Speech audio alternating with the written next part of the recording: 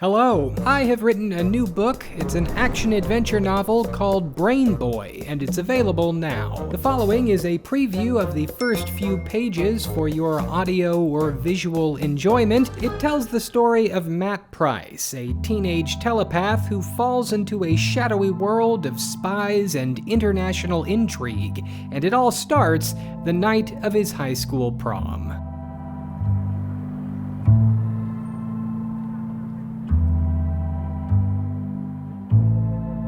Tell me what you're thinking. Haley's hair fluttered slightly, caught in the gentle breeze of the serene night air, and she stepped closer with a playful grin lighting up her features. You first, she said. I took a deep breath, trying like crazy to steady my racing heart. The sounds of the high school prom echoed behind us, and I tried my best to focus on her. She stood before me, shimmering in her dress like a star plucked from the night sky, and I put her hand in mine.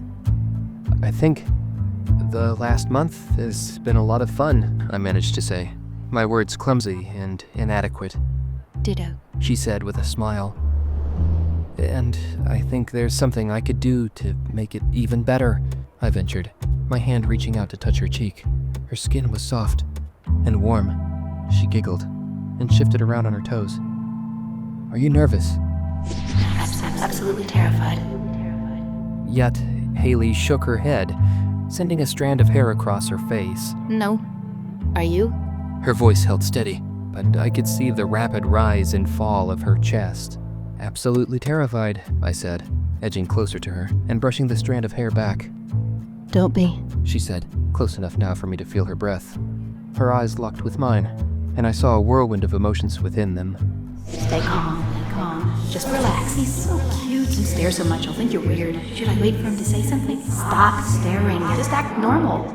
I winced slightly, giving my head a quick shake to try and cut through her thoughts. That was weird. Did he just flinch?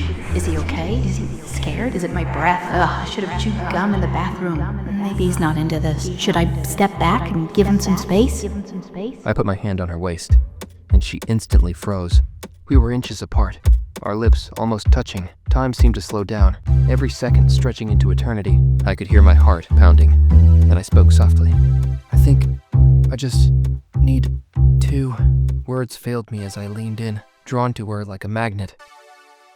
Suddenly, Haley's thoughts crashed into my head like a runaway train. Okay, red alert. This is it, Hales. This is it. Close your eyes. Close your eyes.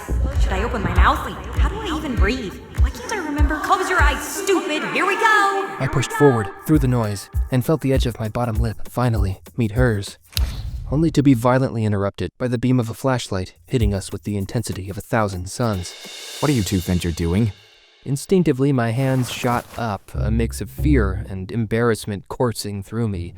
For her part, Haley dipped her head, her cheeks flushed with color. We were just... I stammered, eyes squinting against the blinding light. The flashlight's accusatory beam shifted from Haley to me, then back, as if connecting the dots of the scene. Haley Maxwell, right? She nodded silently, the spell of the moment finally broken. The flashlight's glare softened as it lowered, and the man's gaze shifted. He weighed the situation before issuing his verdict. Head back inside, Miss Maxwell. Mr. Bryce will be coming with me to the faculty office. Without protest, Haley turned on her heel and made a beeline for the school, leaving me to my fate.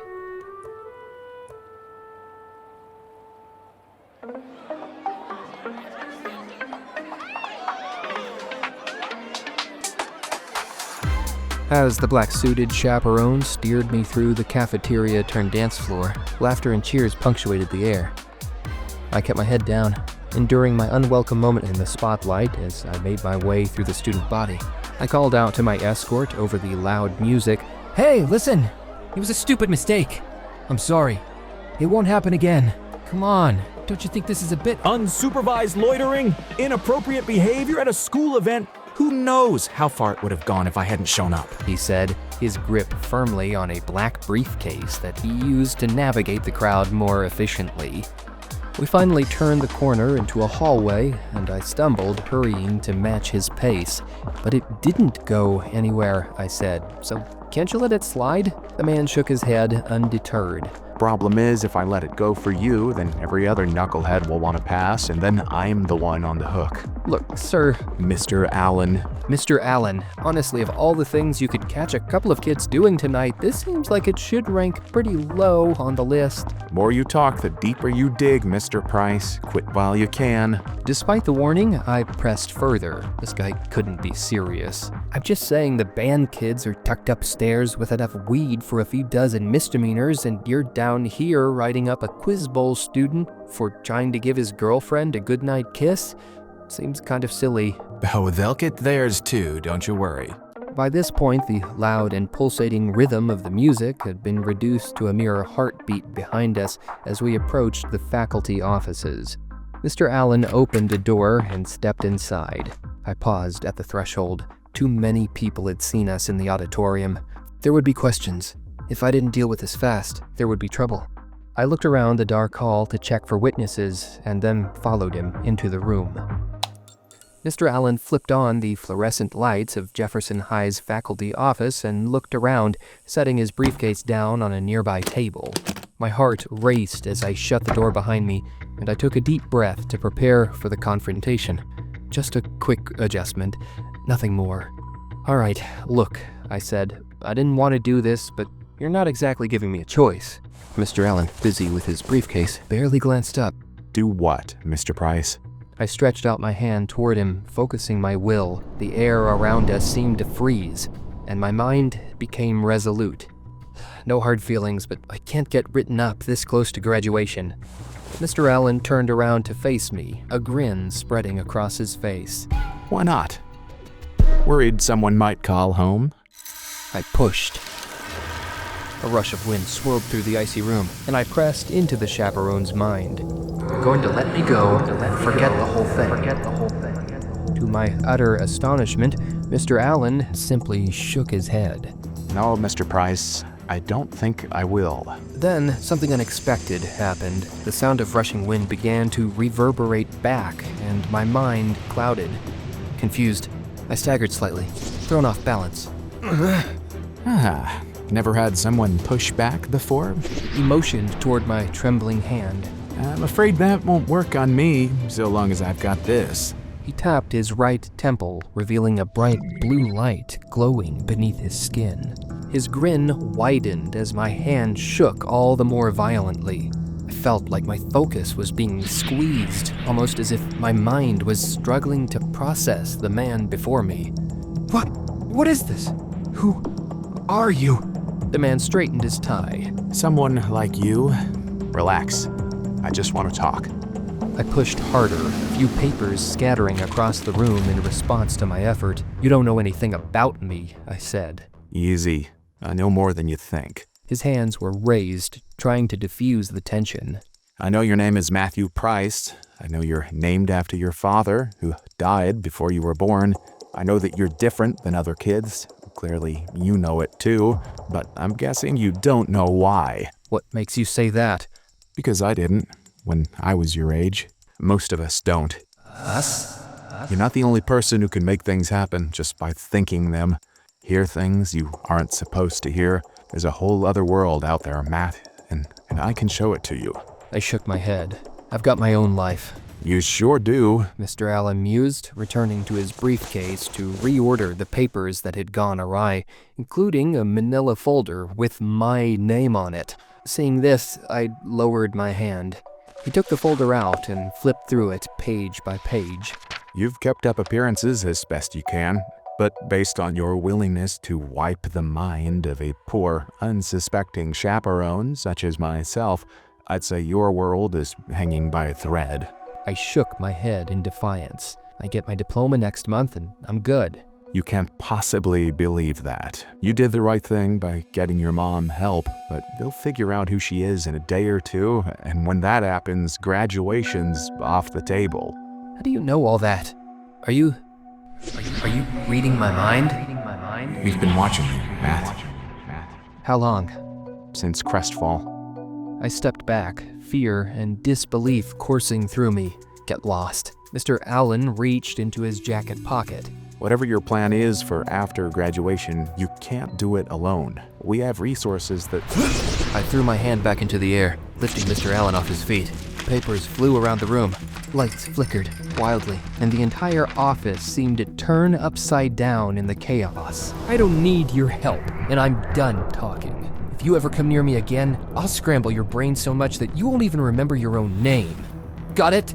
I did more than push this time. I forced my way into Allen's head, and even though his defenses held far stronger than anyone else I'd ever met, the cracks in his armor began to show. Mission. Time running out. Just a confused kid. Mr. Allen hovered helplessly in the air for a moment, but then his thoughts focused. I was quickly thrown out of his head, and with a mind blast of his own, he knocked me off my feet, flipping the room's furniture and decorations. The lights shuddered violently. Regaining control, Mr. Allen dropped to the ground, brushing off his jacket with a chuckle. All right, you've made your point, Mr. Price. He pulled a business card from his pocket and then held it out. Slowly, it left his hand and floated toward me.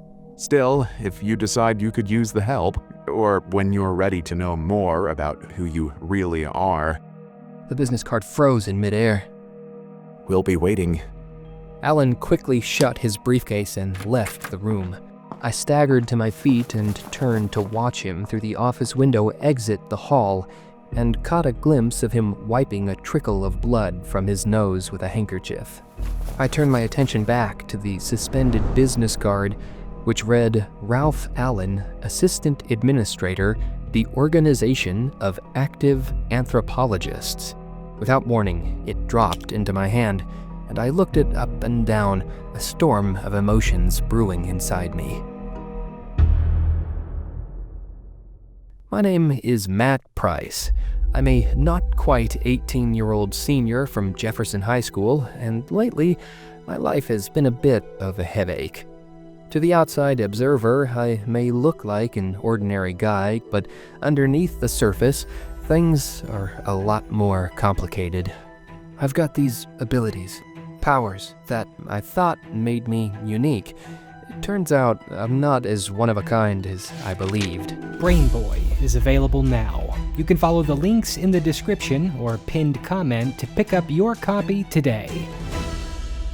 This video was sponsored by Squarespace. They can help you put together a beautifully designed website in no time thanks to their all-new design intelligence, giving you access to easy-to-use tools so you can build a site that feels uniquely you, no coding required. Whether you're showcasing your art, story, or business, your vision will shine. Like if you want to start your own podcast, Squarespace has you covered with audio blocks. Plus, you can sell stuff from courses and videos to music or memberships. You can get started today by going to squarespace.com and starting your free trial. If you like the experience, then when you're ready to launch your site in full, head over to squarespace.com/AustinMcConnell and you can save 10% on your first purchase of a website or domain.